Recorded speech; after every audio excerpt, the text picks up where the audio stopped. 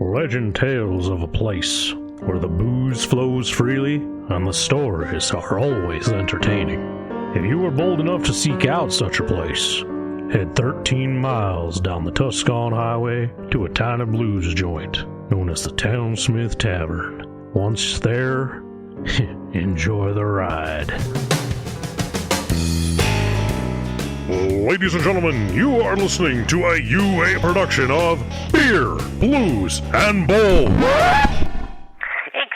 me, you can't say that. You're gonna lose your family-friendly rating. You're gonna corrupt the kids.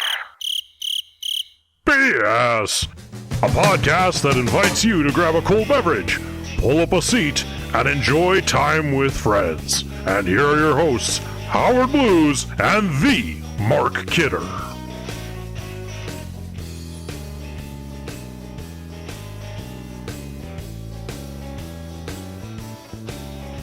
Good evening, ladies and gentlemen, and welcome to Beer, Blues, and BS, a podcast that's not too terrible.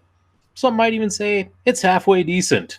I'm your host, Howard Blues, here, as always, with my co-host, the man, the myth, the legend, the Mark Kidder.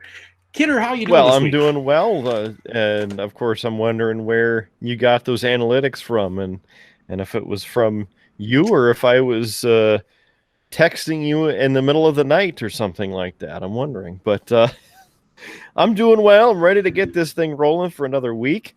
Got a couple things to chat about this evening, so it should be another wonderful event. The news, good and bad, but we'll get to that here in a little bit. What is it?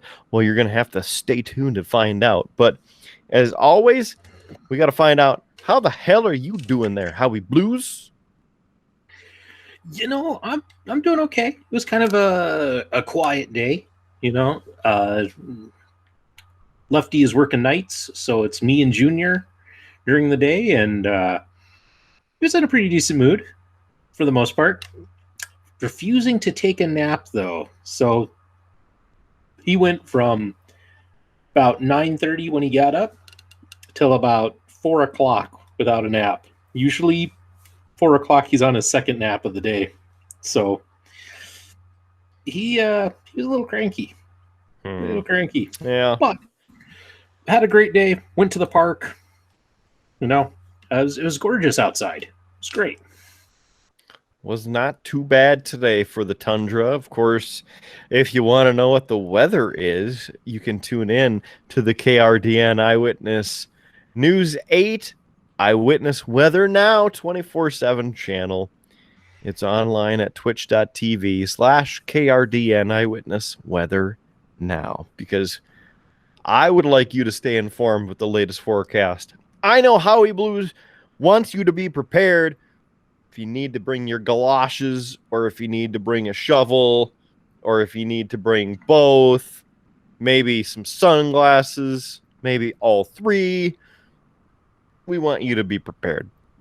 So I was going to say, Kidder, I don't get a lot of time to watch things, including your stream. Although I do try and keep up with your Facebook, because at least you put weather updates on there occasionally.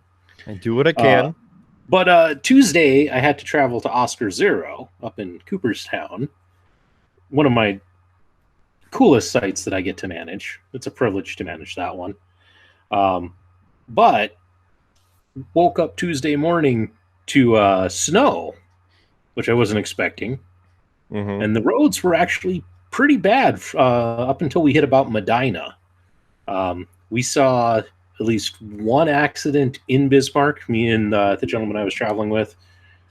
Before we got on the interstate, there was an accident. There's an accident by exit 161.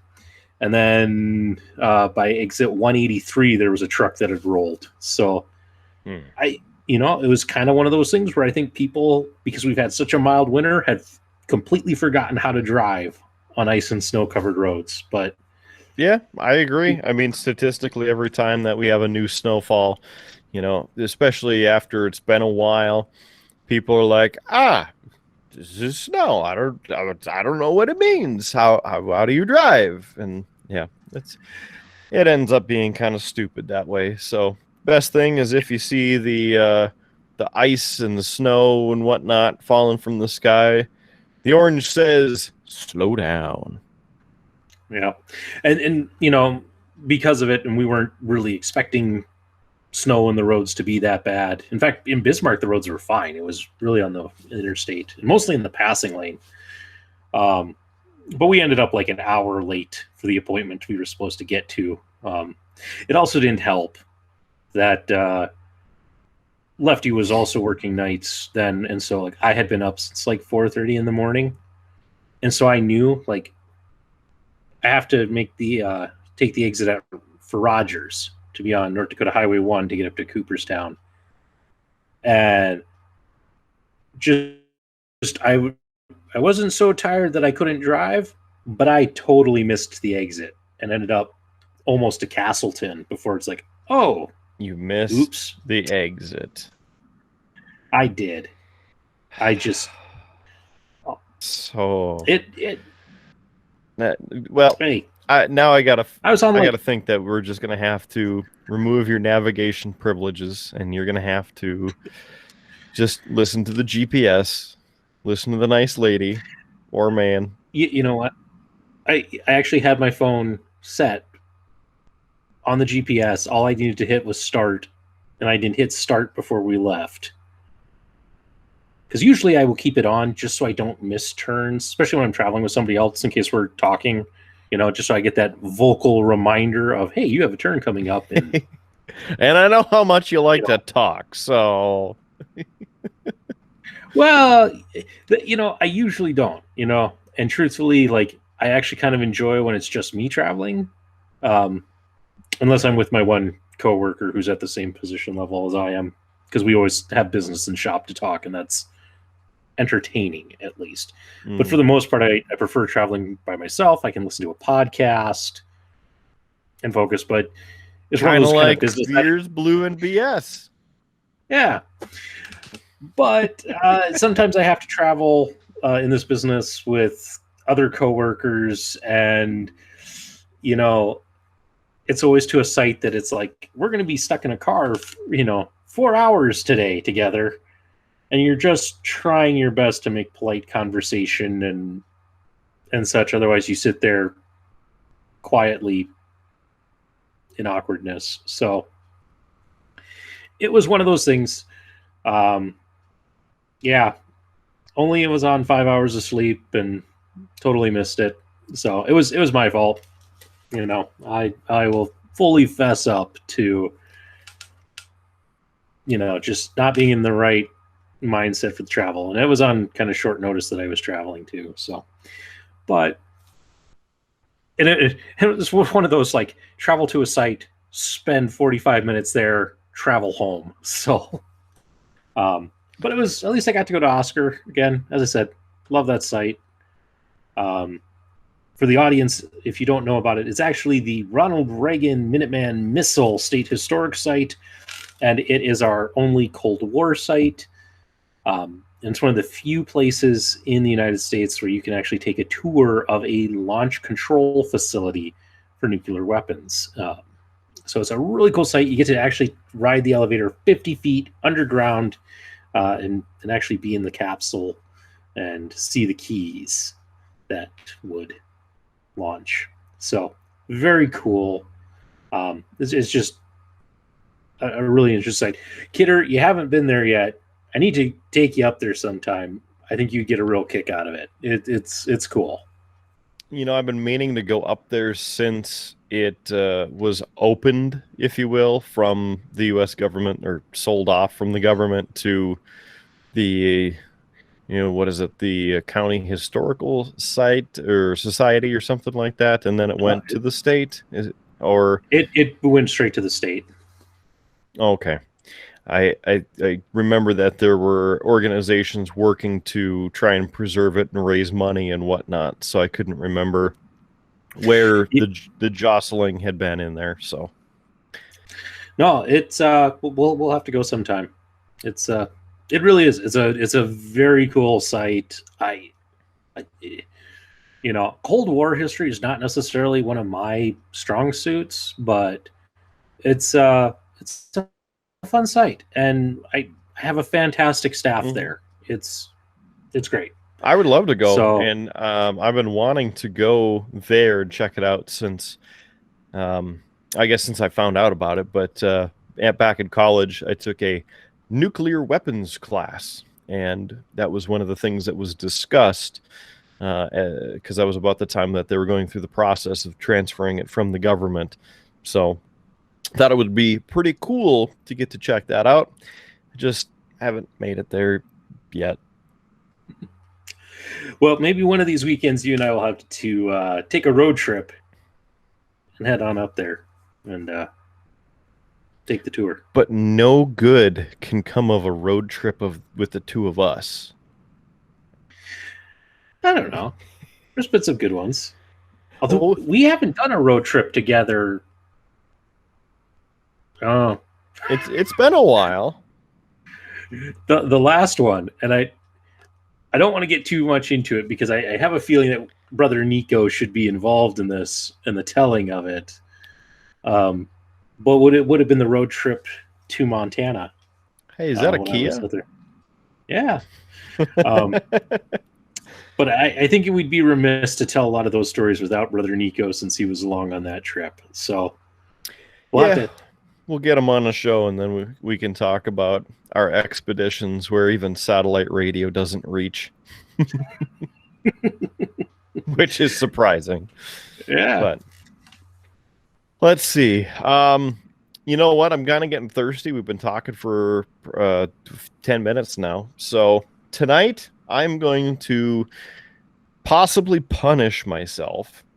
The reason I say that is Mrs. and I were at the old liquor store checking out some different things. That's when I picked up the Shiner Bock. All right. Yeah. Now, it wasn't something like you were doing with the, here, pick out something for the show because it'll be interesting. No. I want something I can actually drink 6 of.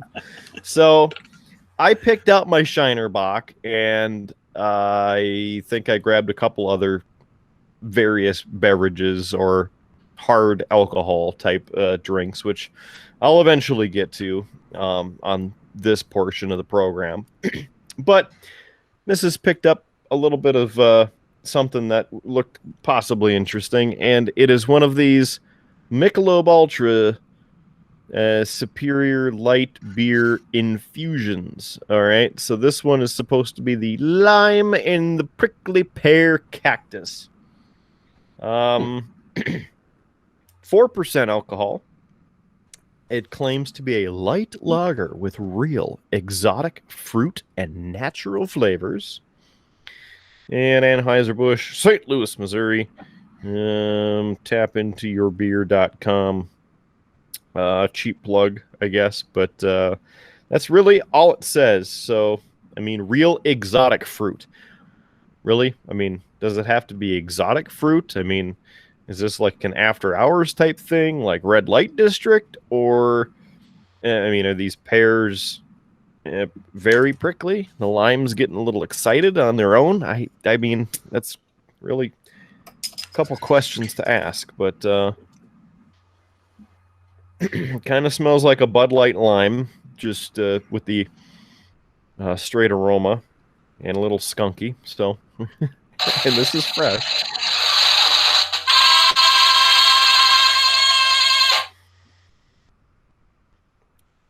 Well, I don't. The pear hasn't pricked me yet, so I can really just taste the lime.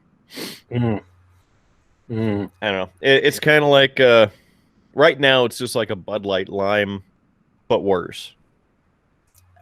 We'll see when I get down a little farther. So, what are you drinking? Well, I was going to say, your wife was pushing that pretty hard when I was over at Mania. I believe I passed, so I'm kind of feeling lucky now. Well, I mean, it's better than like a blueberry beer that we have had in our past, or It's also better than the sangria. So I mean, on the scale of undrinkable to yeah, I could have another to I really want one of those. I mean, we're somewhat we're at the drinkable stage. It's if I had something else, I mean, I have other stuff, but we're doing this and the whole thing. What's on tap tonight? So I'm trying something different, and this is what I get for trying something different. I need to go back to my old fashioned or some damn thing. So I don't know. We'll see if I get done with this, and then I'm gonna have to throw it over to you for like 5 minutes, so then I can go rummage through the fridge and get something else to wash this down. I might have to create intermission music for this episode. Do we have the rights for that? I mean, do we pay somebody for that? Or are you just going to keep hitting the button? I'm sure one of these has to work for. Do we have a button that works for like an interlude? I don't know. Let's see. Let's try one of these at random. I wonder what this one does.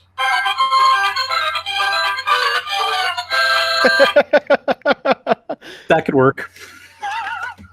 Well, I don't know if the audience would tolerate 5 minutes of it, but it could work. Okay, so maybe 1 minute. I'll make it as quickly as I can. I'll wait for the pee break until after the show. Yeah, we'll make it work. So tonight, this was out of the beers that my wife made me choose. This is probably the one that I was probably the most accepting of. And that's because it's from a local brewery. But tonight I have a Laughing Sun Red Dwarf Raspberry Sour Ale.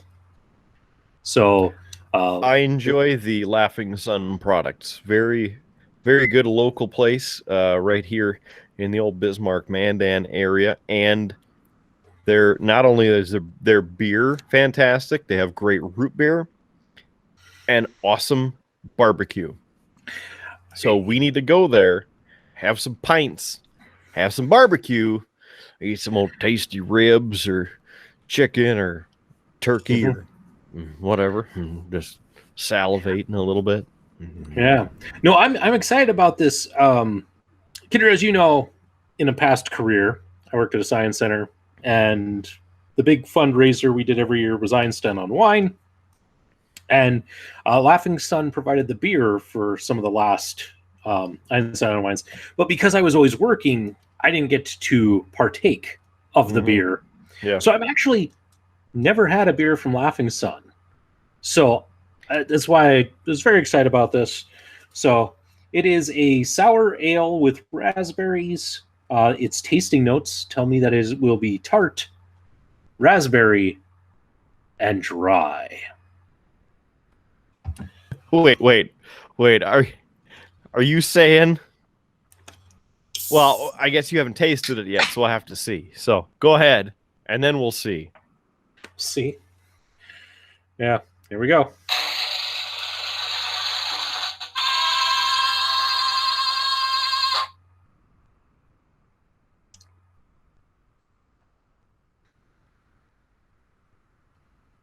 Yeah. Now, as I've said, I'm not a fruit and beer kind of guy. This isn't bad. It's not bad at all. So on the dry scale, where would that be for you? How dry is it? On the dry scale, it's everybody's not dry burger. Put it that way. So, I mean, Not is really. it a bit dry? Is it partially dry? Is it mostly dry? Are we No. Like, well, okay. Sahara Desert dry? Well, we kind of hinted at this joke back in episode 5 about a certain individual acquaintance of all of ours who you guys took to a very nice burger place, and he ordered his burger very well well done, no bun, and he complained that it was dry. What I'm saying is, unlike that, everybody else who was there enjoyed their food.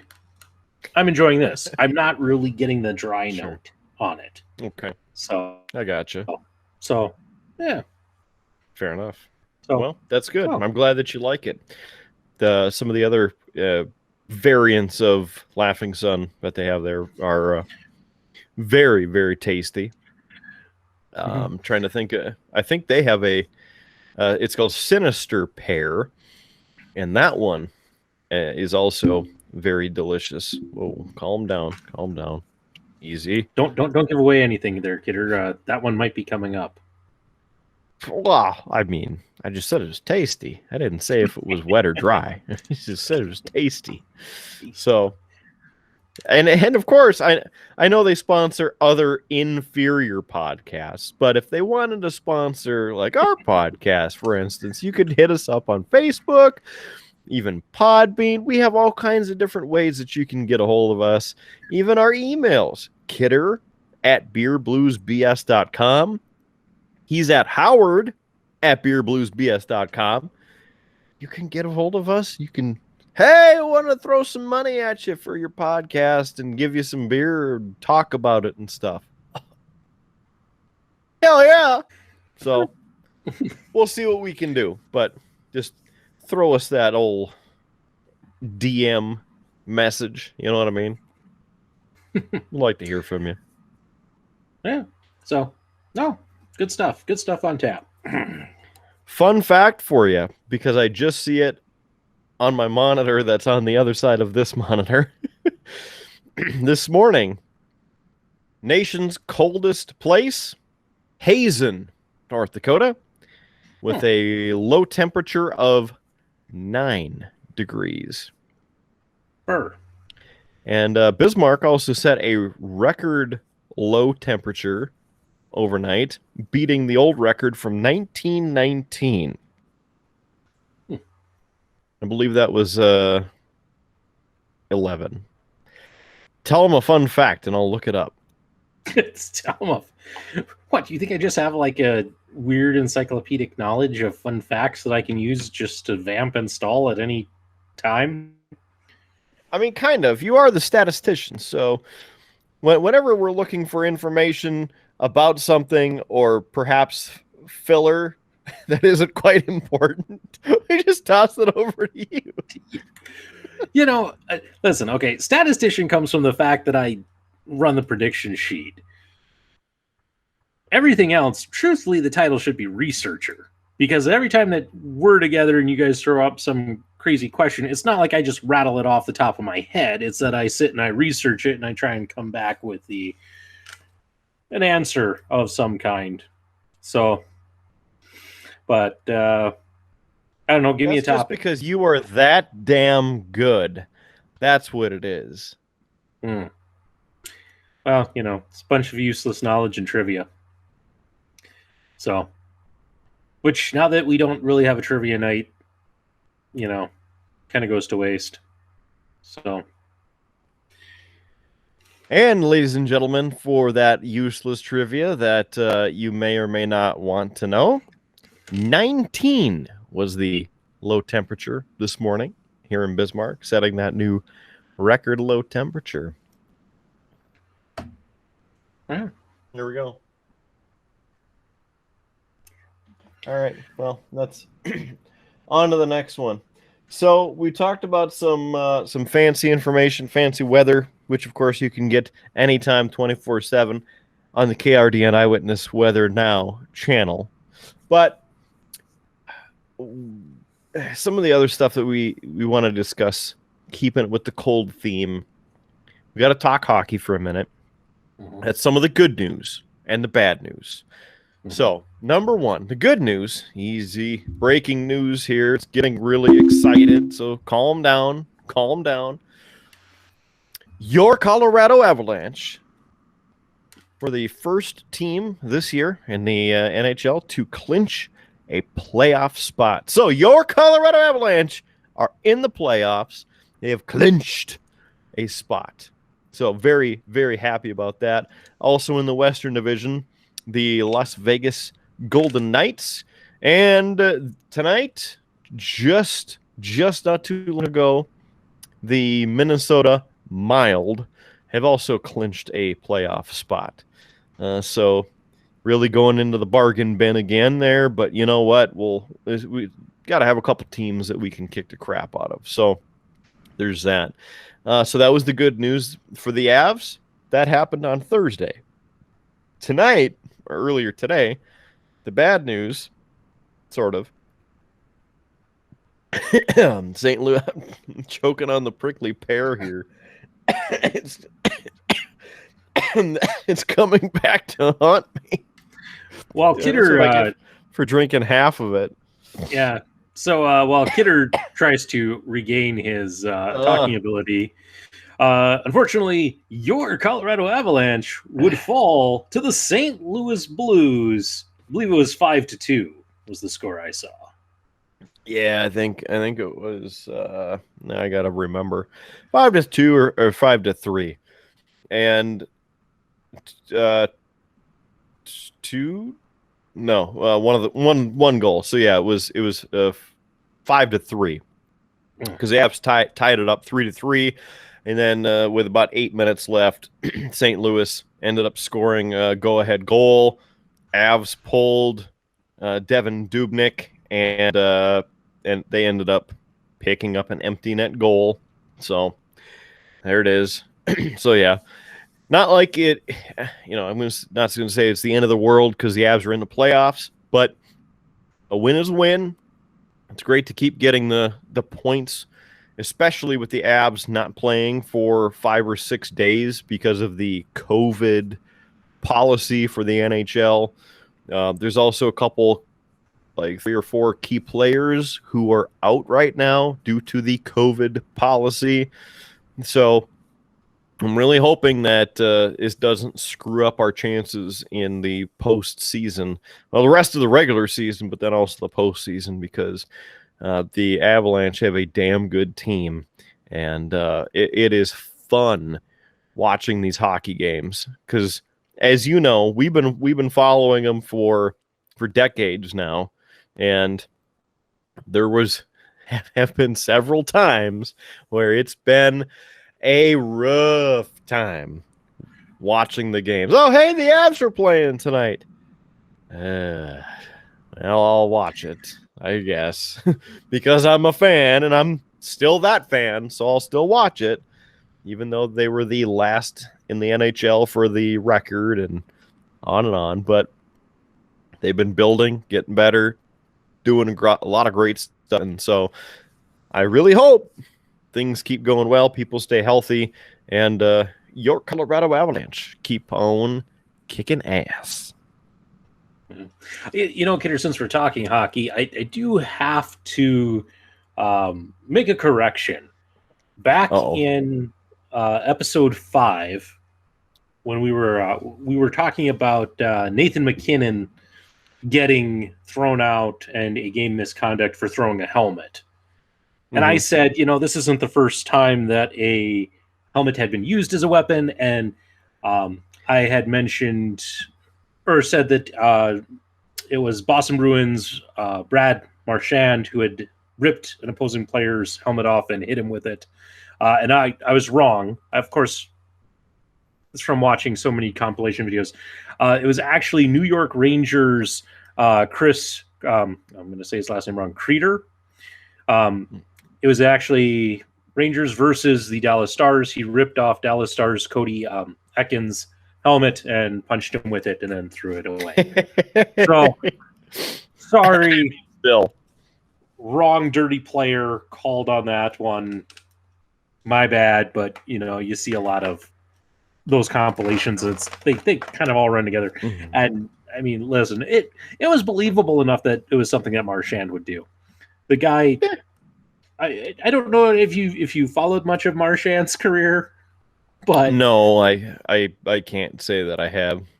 And anytime I've watched one of these compilation videos where it's like dirtiest hits or game misconducts, he always shows up a couple of times in the course of it. So, good player, but can get a little dirty at times. So. So I had to correct that. I had it wrong name. So, well, that's all right. And you know what? We're man enough and damn proud enough to give you the truth that you have been seeking, and that's why you come to the Triple B podcast, because we bring you anything that you could really ever want to know. That's why we're here. We're here to help you. Seriously. So, thanks for choosing us, by the way. I just got to throw the cheap plug in there. So, yeah. Working on that title, King of the Cheap Plug. I think you said that I was well on my way to getting some kind of a trophy or some kind of stupid thing like that. So, you said that I'm better at that or something, or schmoozing people, or I just talk a lot. I don't know, something like that. Yeah, no, I think it comes from your years of radio and having to constantly promote. You know, that it just it you know, for you it just kind of naturally rolls off to, you know, the tongue to promote whatever you're doing and things like that. In my blood. Right. Me as the guy who tends to be the more quiet one of the two of us, you know, I'm much more of like I mean, you could check out our Facebook page. That'd be great. You know, like it if you want. I mean, it's not in my nature to be that much of a self-promoter. So, you know, it's all right. I tend to be happier just behind the scenes. Please, sir, may I have a like? Thank you. Exactly.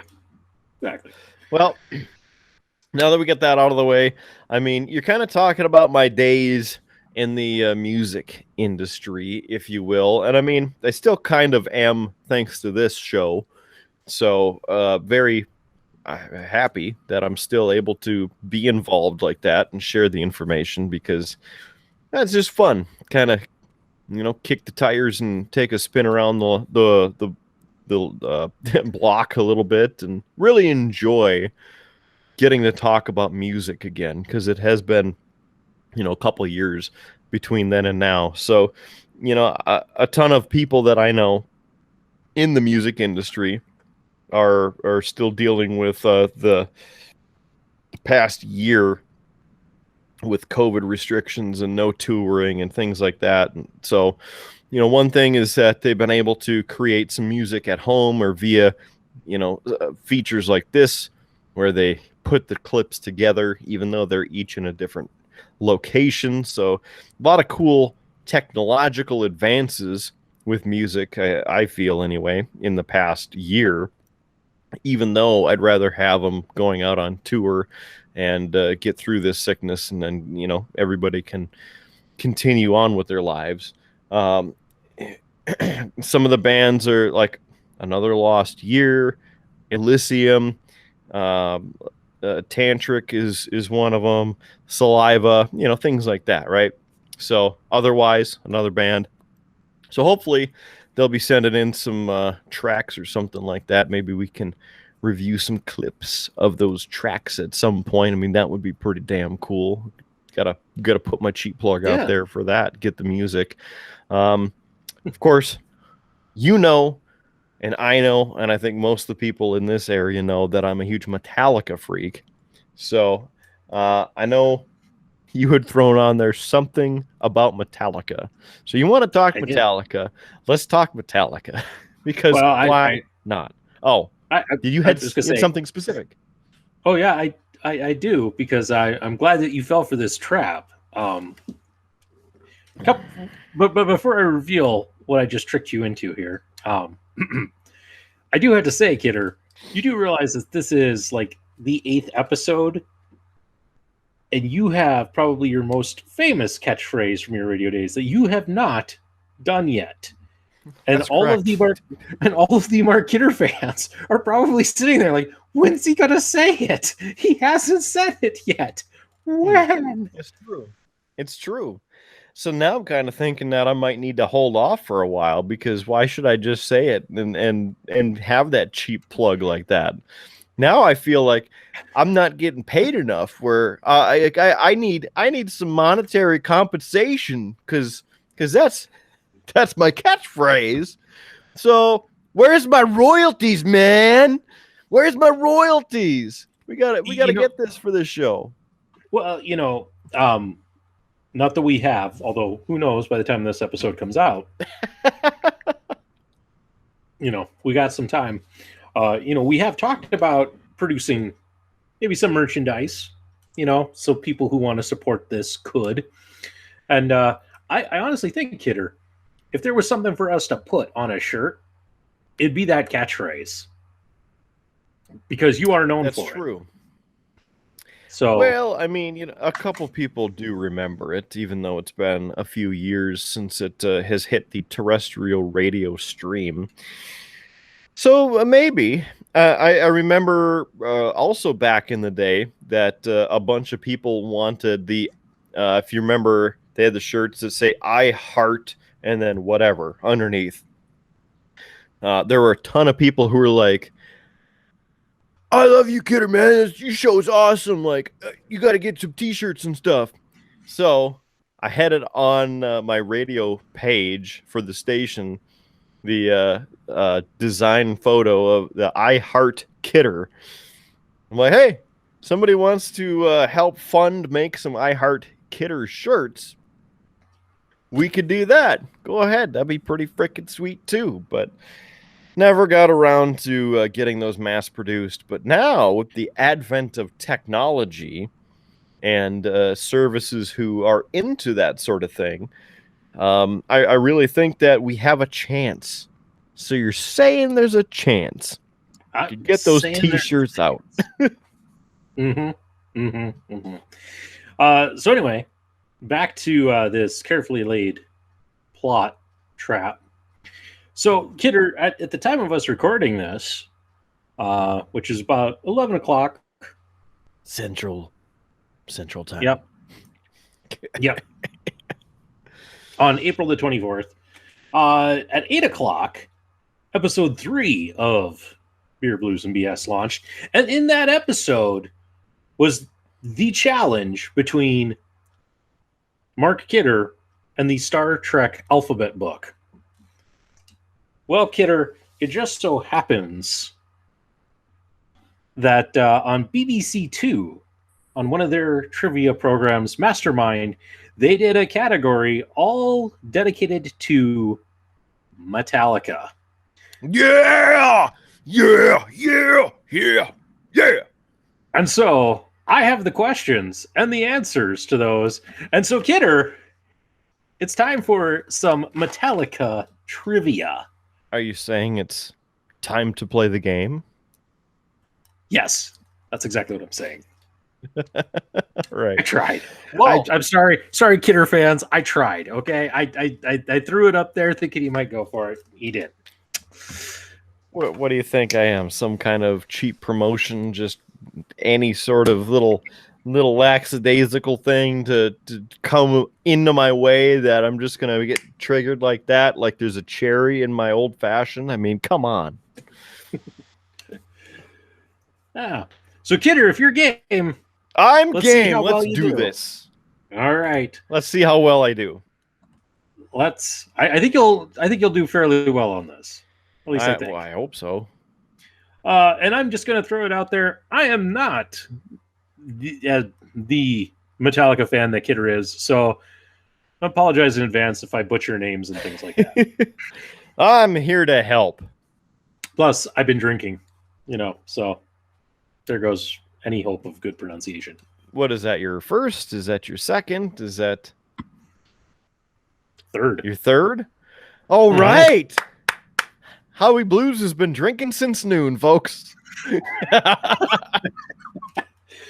Well, no, I had my, of course, sacrificial beer, which was a Alaskan White, actually. Yeah. But then I tried something else, but I don't want to talk about it yet, because I think it's going to be my drink of choice next week. Okay. So we will wait with bated breath. But it was some strong stuff. but good. It was some strong stuff. All right. All right. So what do we got? Oh, I'm right. just getting ready to roll. Get loosened up here. And I didn't even give you any prep on this, so we'll see how this goes. I mean, you didn't really give me a prep on the Star Trek thing either. I mean, you just basically said that it's like a children's book and that it's like an alphabet book. So you kind of get like an idea of when it's what it's supposed to be. But that was a bunch of BS. So it's good that we did it on this show because it's, of course, beer, blues, and BS. And that made me want to swear. But let's see how the Metallica trivia goes. So I'm ready. You're ready. 10 questions. That's what we got. 10 questions. All right. All right. Question 1. Metallica traveled across America to New York to record their debut studio album, and it was released on the Megaforce label in 1983. What's the title of the album? What's the title of the album? Cut out there for a second. The title would be Kill 'Em All. Oh, we even have sound effects for this? Well, I figured what a great show it is to learn what some of these are. Yeah! That seems positive enough. I mean, I would think that'd be more of like a championship one, like, hooray, you got more than one correct on this. But hey, yeah, it was worth a shot. Anyway, okay, so there's question 1. Question 1. What do we got for number 2? Number 2. Before his career in music, the Metallica drummer Lars Ulrich tried to become a professional sportsman and went to a dedicated academy in Florida. His father was a professional in the same sport. What is the sport? Tennis. That is also correct. Yeah. Yeah. Ooh, yeah. Yeah. Kidder's doing well. Yeah. This one though might be tricky. Okay. In 1983, which executive signed Metallica to his Music for Nations record label, an independent British outfit which specialized in rock and heavy metal music? The band went on to release each of their first 3 albums on the label in the UK. So you need the name of the executive. Oh my gosh. The only name that's coming up to me is Bob Rock, but that was later. So no, drawing a blank. Yeah. I kind of figured this would be the one, because this was, again, UK trivia show, kind of the one real big UK question. The answer is Martin Hooker. So definitely not TJ Hooker. Okay. So yeah, no. All right. Question 4. I realized I didn't even the 4 Horsemen. We didn't even have sound effects here. Come on, Howie. You got to write down the notes to make sure that we know which ones are right and wrong. Yeah, I realized that I'm 3 drinks in. I'm going to get to the end of this, and if I haven't been keeping score, I'm not going to know. Then you have to watch this whole thing all over again and experience the pain in real time for a second time.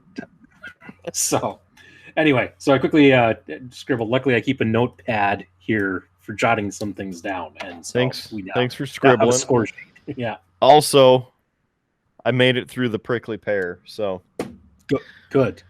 Congratulations. That's championship worthy. Yes. There we go. Thank you. There we go. So on to the 4 Horsemen. Yes. Question 4. When Metallica sacked their lead guitarist, Dave Mustaine, from the band, they replaced him with Kirk Hammett, who previously been playing in a different thrash metal band. The 2 bands had played on the same bill in the San Francisco Bay Area. What's the name of the band? Oh my gosh. Here I was going to say that, what band did Dave Mustaine go on to play in? Of course, that's an easy softball one of Megadeth.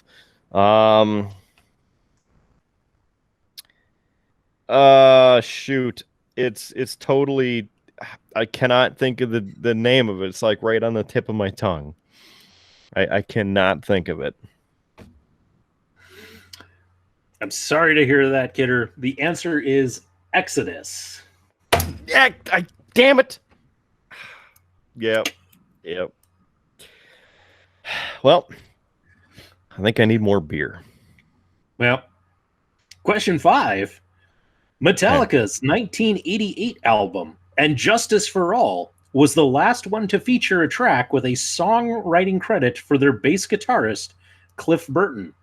The track was constructed with various recordings Burton had made before his death in 1986. What is the title of that track? What's the title of the track? I'm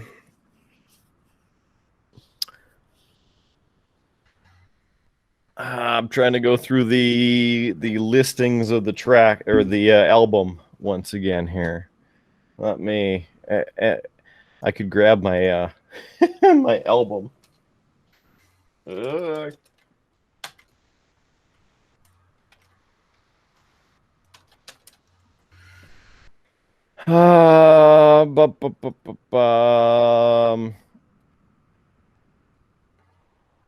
believe it was Dyer's Eve.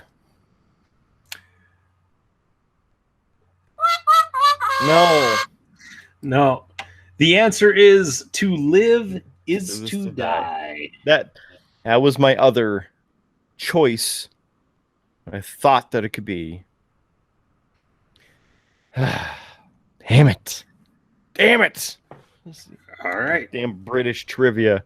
Whoever the people in the UK watching, I don't know. You guys got some weird trivia over there. So, I believe that we're on questions like I believe the contestant when he did this, I think and I'll double check here in a sec. I think he got 6 out of 10 correct.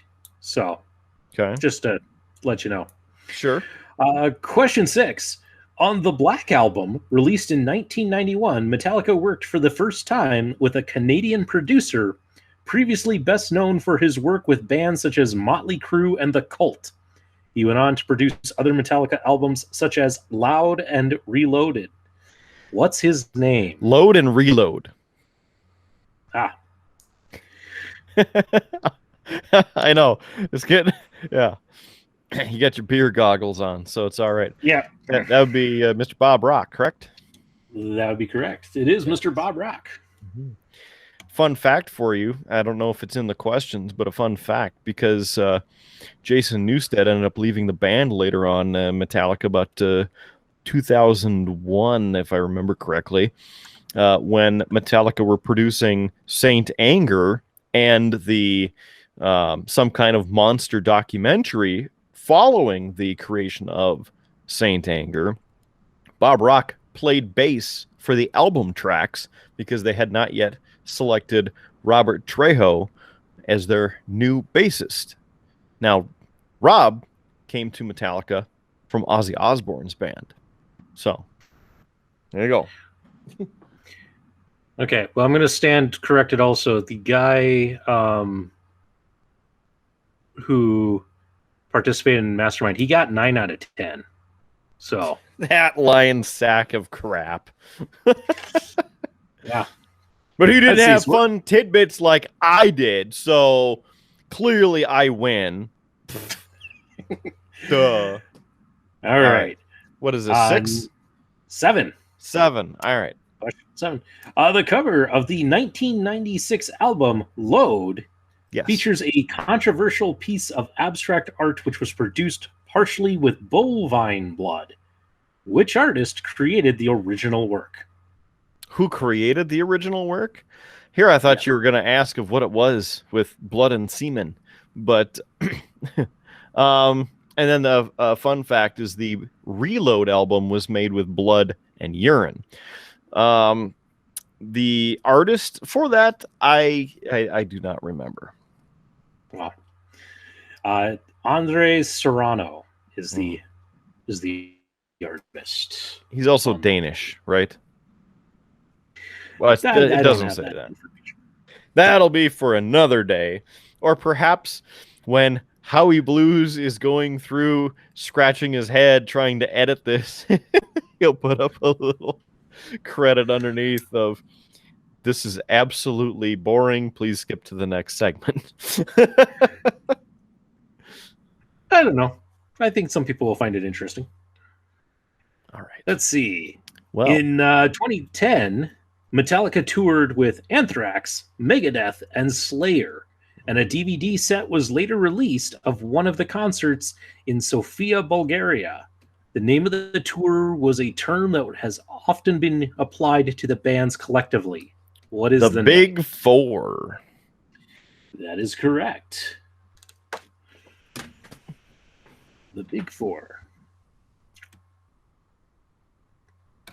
Kidder has now stepped away from his microphone because he is going to go and pull off of his wall of DVDs and Blu-rays this exact concert. I guarantee it. It's going to take him a while, though. It's a big wall.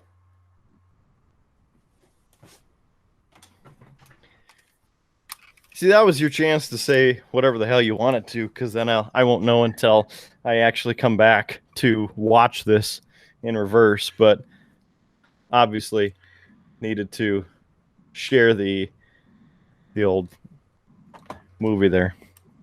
That's right, audience. I called it.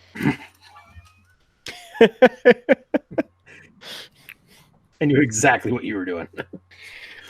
Well, all right. Okay.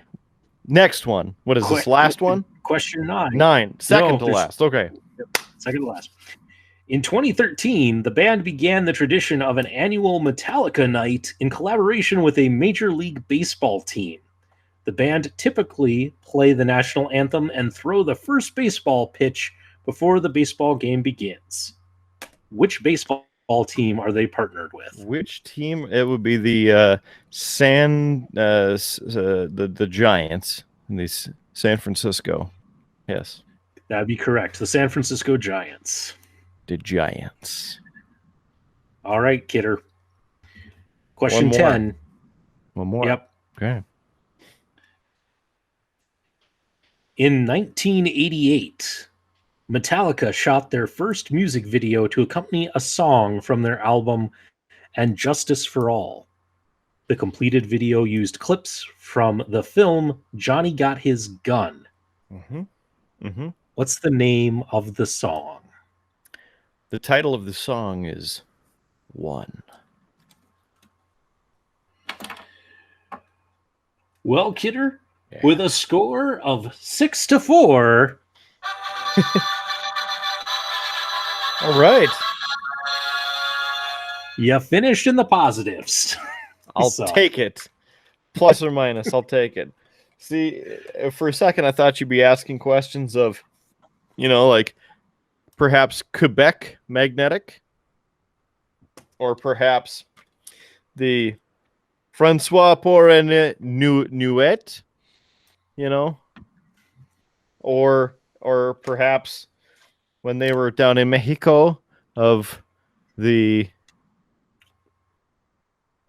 Orgullo Pasión Gloria. Perhaps a question regarding the Through the Never documentary, or perhaps some kind of monster documentary. There, maybe. And that's not all of the Metallica movies that I have, as you know. Oh, I know. Or other movies. I don't have them, sitting behind me, like you do. A couple interesting books and whatnot back there, but yeah, it's what's left of the old game collection. It's all right. It's all right. Yeah. Things are happening. Big booze, people. Yep. So, no, I'll take it. So, 6-4. I mean, it could have been better, but it could have been a whole hell of a lot worse. So, I'll take it. Yeah, I mean, you have to remember, this is a show that's dedicated more towards like obscure 18th century literature than Metallica. So, it's going to be difficult.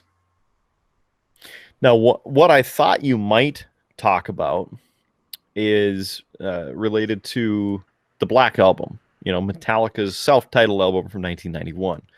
So an interesting thing that just happened at the beginning of the month is the album itself has been on the Billboard 200 chart. So if you're familiar with the Billboard music charts, they have charts for everything, and albums and songs are on those different charts for genres, all genres, album specific, song specific. There's a bunch of them, right? And as of this month, Metallica has spent 600 weeks on the Billboard 200 chart, the ranking of the most consumed full-length albums in the United States every week. Okay, so it's continuously updated. So not only is it cool that they're on the chart still from 1991, but the fact that they're in the top 200 is crazy. The title's as we know, the fourth release from Metallica, or fourth release in American history to make it to that mark.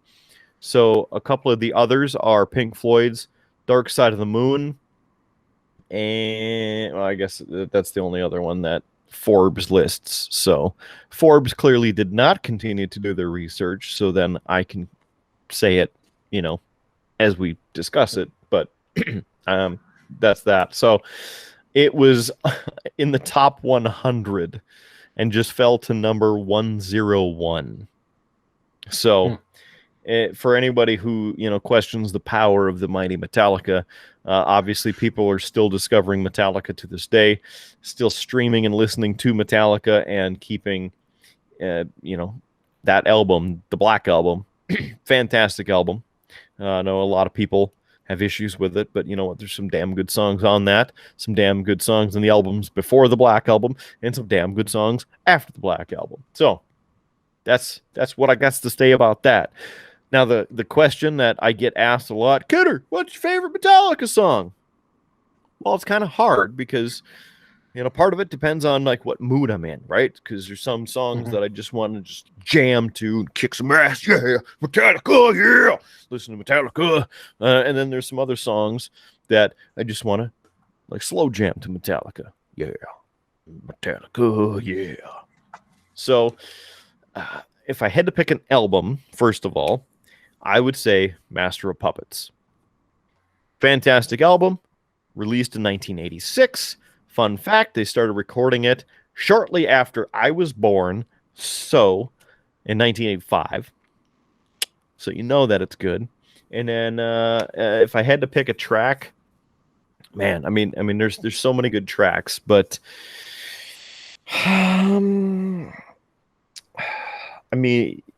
there's instrumental tracks and there's vocal tracks. So for the instrumental tracks, Call of Cthulhu is really good. I dig that one. And I'm really hard pressed to choose one specific song, like I said, because there's so many different. I know it's a cop out. I know it.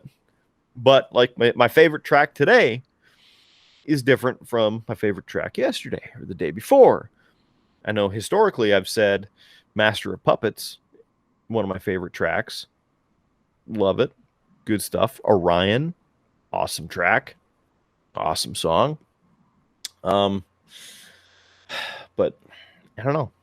I don't have a specific answer, so I'll have to ponder that over a couple more brewskis and more discussions here on the Triple B. Come down to a favorite song. I was going to say, Kidder, I totally get what you're saying because I feel the same way about my favorite band of all time, which is Blues Traveler. So Blues Traveler's my jam. And I agree. There are some Blues Traveler songs that on a given day I absolutely love and adore. And there are, other days it's like, I'm not in the mood for this. And I will hit skip. I can tell you my favorite album of theirs is definitely Bastardos. which has some amazing tracks on it. It's kind of the first time that they started adding things like horns and getting really experimental. But I love Blues Traveler because they're willing to play just about in any genre. They'll move and have different moods and different genres that they're kind of in and out of, and it's one of those where you can hear like him going through the grief process on every album, because he has on the album Bridge, he has the song Still Pretty Angry, and it's basically him talking to his bass player who was his friend and saying, I'm still upset that you're the one gone and not me, and then on another album down the road, he does Recognize My Friend, which talks about where he's in a much happier place, but hopes that one of these days, when his time is up, he'll recognize his friend in heaven. So it's, got some real great. But yeah, I'd be hard pressed to name a Blues Traveler song that is my absolute favorite, because they strike me at different times where I absolutely love them. Everything from Random Amounts, which is a really weird song about time travel, but it's fun. I enjoy it a lot. The Sun and the Storm is another big one, because it's off of their 25th anniversary album. They released as a set, because it was a 2-disc set. The first was all of their major hits. The second disc was, here's all the songs we've written that just never made the albums. And on that it has The Sun and the Storm. And what I love that song is at the end of the song, they have basically, they're singing 4 different songs all at the same time. So they're singing The Sun and the Storm, they're singing Hey Jude, and then they're also singing their song Hook, the main line through it. And it goes in and out. And there's one other one that I haven't quite picked up what it is, but they're going in and out, and it's kind of cool in that regard. So they do a lot of interesting stuff. Their last album was all collaborations. So they did, and it was very much them in different genres. They have rap songs on there where they're working with artists who are known for rap. But that has one of my favorite, not that I'm a big rap fan, but has one of their tracks is great. It's called Vagabond Blues, and it's a rap song, and it's great. Great drinking song, great driving song too. So great drinking song. I get exactly what you're saying when you say I can't pick one Metallica song to be my favorite, because it depends on mood and such. And I'm the same way. So I'm the same way with Traveler. So yeah, absolutely. I will say I've only got to see Traveler in concert once.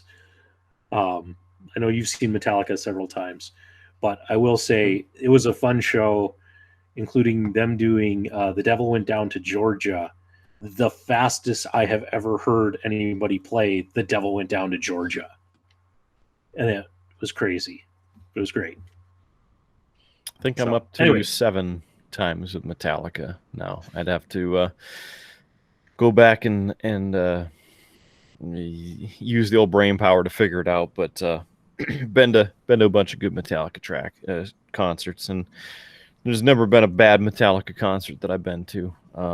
Even the opening bands or artists, because the latest one that I went to involved Jim Brewer opening up for Metallica.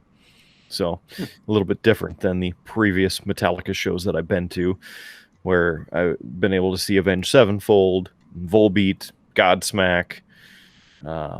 Let's see. Yeah, a couple other ones. I'm just forgetting their names now, of course. They've been on Guitar Hero and stuff. There's too many damn bands.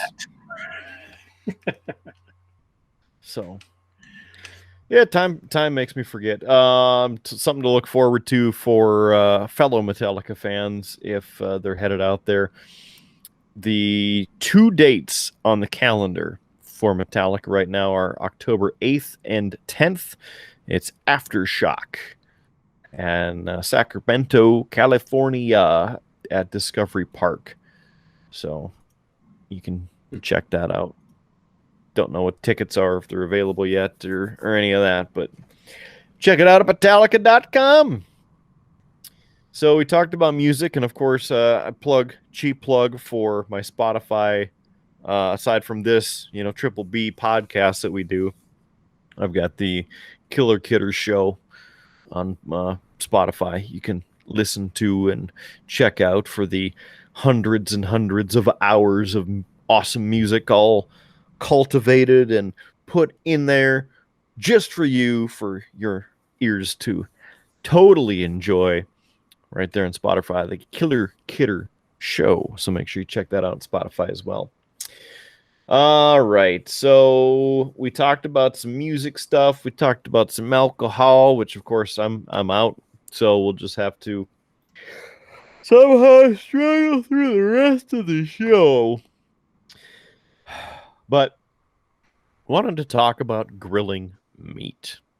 Now, I'm a big fan of grilling some meat. You know what I mean? Love putting a bunch of stuff on the grill. Nothing better than a flame-kissed steak done medium rare, right there on that grill. Maybe throw some burgers on there, hot dogs, brats or something. Even some shrimp, some fish. Good stuff. One thing I have not done yet, pork chops, but I'm getting a hankering for some grilled pork chops right now. I think that would be really, really good. So, my secret to grilled pork chops, and it's a seasoning, and people always look at me weird when I tell them what the seasoning is, but it is the McCormick Montreal steak seasoning. Mm-hmm. Fabulous on pork chops. See, at first I thought you were going to say slap your mama, because we all like a little bit of spice. Mm-hmm. Yeah, no. Yeah, that's for years now. I've done Montreal steak seasoning on pork chops, and then usually served with applesauce, and it's wonderful. So haven't had pork chops in a while myself. Lefty can't handle pork, so sure, that's all right. So maybe we have our menu for at least part of the WrestleMania Backlash coming up in 3 weeks, 4 weeks. Good, it's a while. 3 weeks. It's in May sometime. I don't know. Good. But that'll take us off on a whole other tangent. So yeah. I can't remember what else I wanted to talk about grilling meat. Maybe it was the appropriateness of making sure the meat isn't overcooked, making sure it's juicy, make sure you just let it grill itself, flip it once, stuff like that. It's one of those things. Yes, we've done that. I mean, I actually grilled just tonight. We nothing fancy. It's just some hot dogs for Calvin and the wife, and for myself, some jalapeno cheddar brats. So nothing fancy. Mm-hmm. But we've done quite a bit of grilling this year. It's kind of been funny with the weather fluctuating between nice snow, nice snow, nice snow. Mm-hmm. We have gotten some grilling, which we tend to do a lot of. So just like WrestleMania days, both WrestleMania days. Day one, what was it, like 75 degrees, and just out there flipping, and this is really nice. And then WrestleMania day 2, 30 degrees with 40 mile per hour wind. Flip. Yeah. Cook, damn it. It was good. So I always love grilling. It's been one of the things that we've enjoyed doing over the years. even on the old propane days back in college, getting some nice tasty pieces of meat from like L&M Meats or 3B Meats here in Bismarck, and getting those, bringing them on home, throw some of the seasoning on there, of course. My go-to seasoning for steak, or really anything, is the Chipotle seasoning from Weber. I believe it's the Southwest Chipotle. I'd have to look again, but it's on my Facebook page.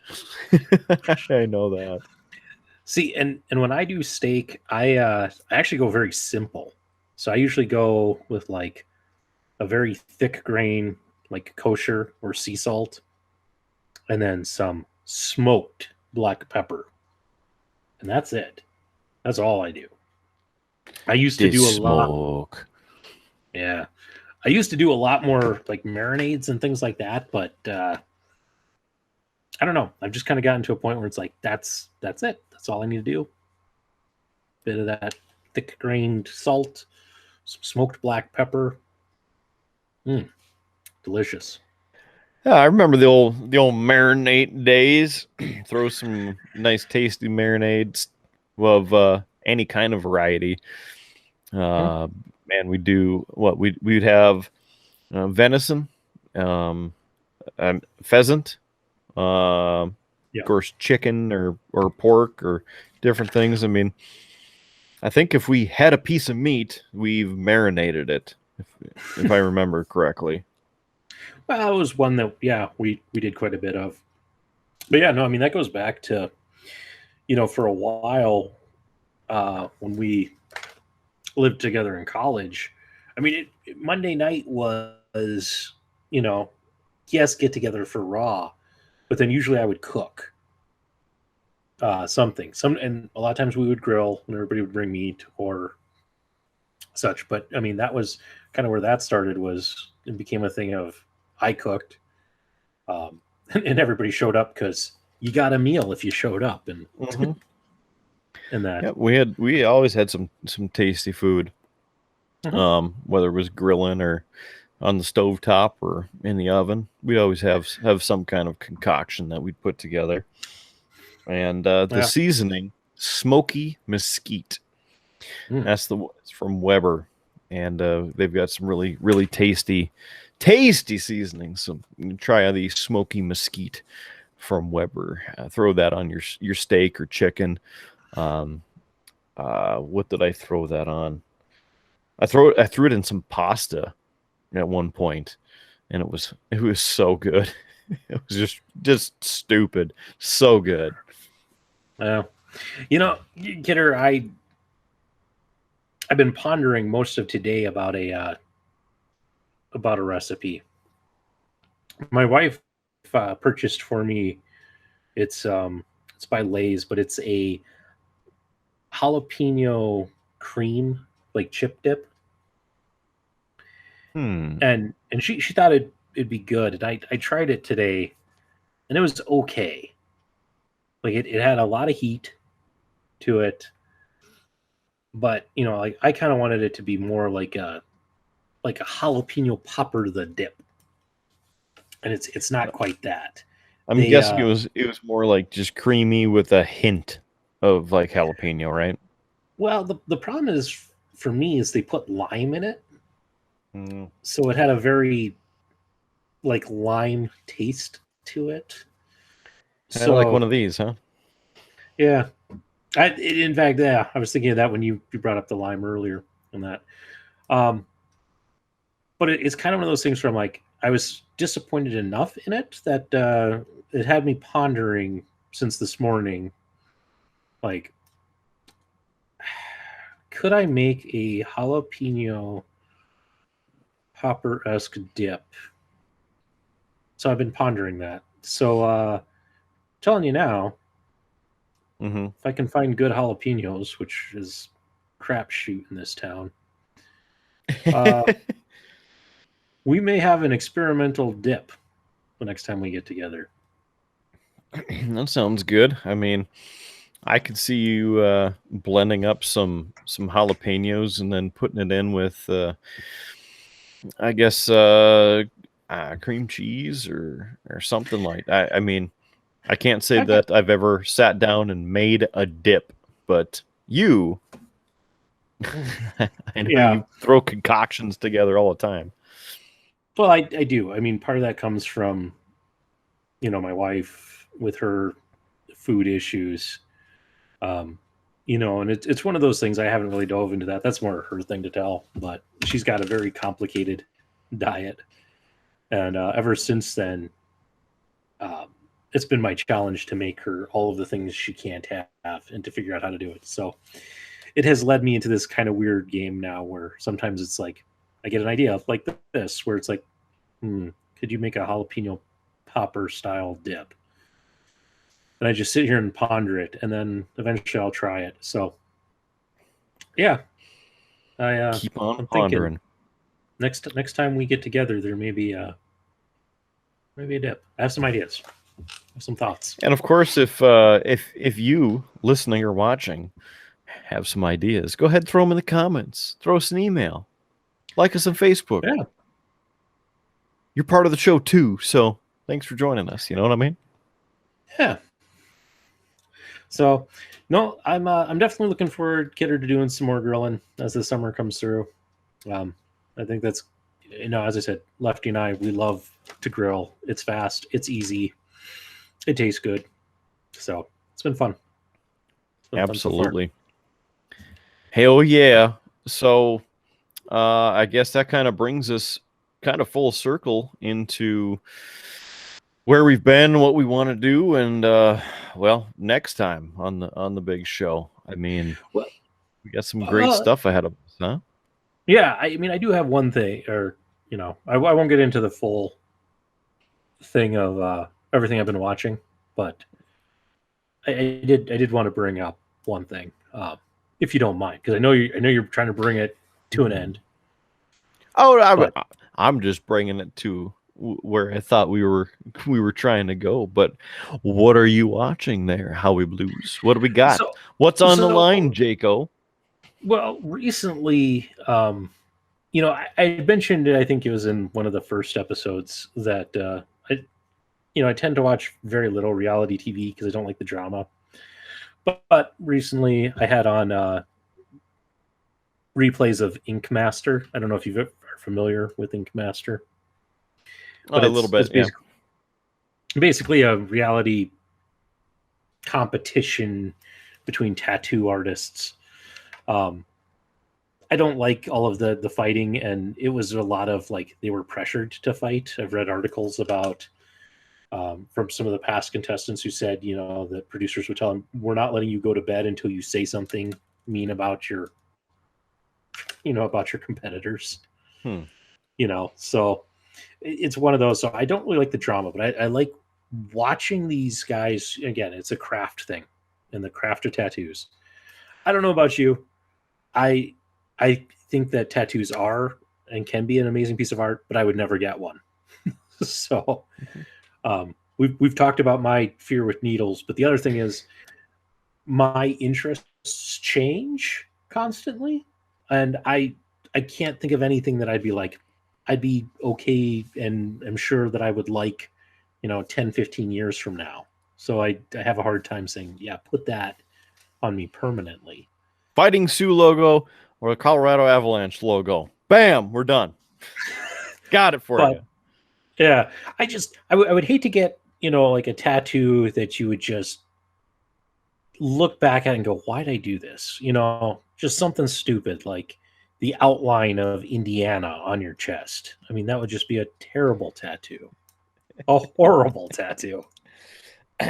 I obviously not me, but I know the gentleman originally from a certain state as to whom you're referring. Yeah, so this is why I wanted to bring it up before we ended the show, Kidder, because until said gentleman, because he, I made kind of a general offer for him to appear on this show, and all he said was that, well, if I ever did, I would troll you guys. Well, that's not a confirmed, like, yeah, I'll do it, or put me on the next one. The jerk's about. It sounded kind of like a weak ass excuse to me. So right. I think yeah, he's about to be stationed out in Guam, so that's going to make this impossible. So I have decided until he comes on that every episode I will be harassing said individual until he comes on and defends himself. So okay, yeah. So that's why I had to get that in there. So next week's episode, you're going to discuss his wrestling skills because you, as an esteemed amateur wrestling official, have clearly the ability to rate and comment on other people's wrestling ability. Listen, I'm not going to give away my strategy on this. Oh, okay. So, shooting from the hip. Gotcha. Yeah. or there's some sort of evil plan. I don't know. But, yeah. So until said gentleman comes on the show, the harassment starts. Okay. Well, it apparently just continues. So the gauntlet has been thrown. Will the gentleman join us? Will the harassment continue? Will this be a complete and utter train wreck? You'll have to stay tuned to find out right here on Triple B. I'd say that's an out, but it's not. There's still more. We're still trying to land this damn plane. So I was going to say, Kidder, yeah, we've been going for quite a while. Has it I been? think it's time. We're at like the hour 20 some mark. So okay. Still not the longest Triple B episode, so thanks for joining us for this whole train wreck of a show. And you know what? We're just kind of like the government, making it up as we go. So here we are once again, trying to end this little thing that we call a podcast or a video cast or a web stream or whatever you want to call it. Thanks for joining us because we're in a whole bunch of different locations. We're on Facebook. We got our emails. We mentioned that, Kidder at beerbluesbs.com, Howard at beerbluesbs.com, or perhaps you want to talk to the gentleman from Nebraska. Perhaps you want to talk to the gentleman from Iowa. Well, we have their emails as well, and you can talk to them. You can yell at them and say, hey, where the hell are you? You haven't been on the show again. That'll probably be coming at some point. We'll harass them as well and get them back on the show to talk more about the great conquests from the past. But we are also on the Podbean. We are also on iHeartRadio. We're also on Google Podcasts, Apple Podcasts. We're on Spotify. We're on the YouTube. YouTube is what I should have said there, and clearly my fault for not doing the YouTube for the first mention of YouTube. So there's all of that. Plus, there's a whole bunch more. Tune in with Alexa. If you got your Amazon podcast, you can listen to all of that. Or as Howie says, his assistant, because you don't want to say its name. Otherwise, it's going to freak out. It's going to order some 30 pallet of toilet paper or something. Who knows? Just purely speculation, folks. But thanks for joining us for another episode. Please, if you would, like us, subscribe, join us, check out the merch, check out everything that we have to offer here on the Triple B. That's the Beer, Blues, and Bull show. There's so much more that we have to talk about, and we're so excited to have you along for the ride. So make sure you join us again for another wonderful episode of Beer, Blues, and Bull. And we'll see you again right here on the interwebs. Get you on down the road.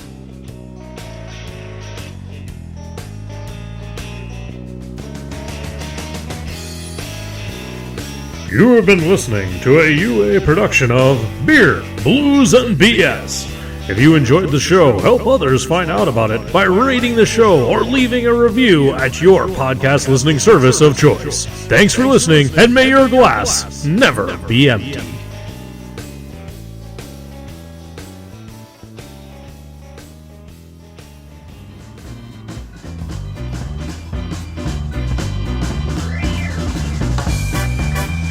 UA Productions presents A Glimpse Behind the Curtain.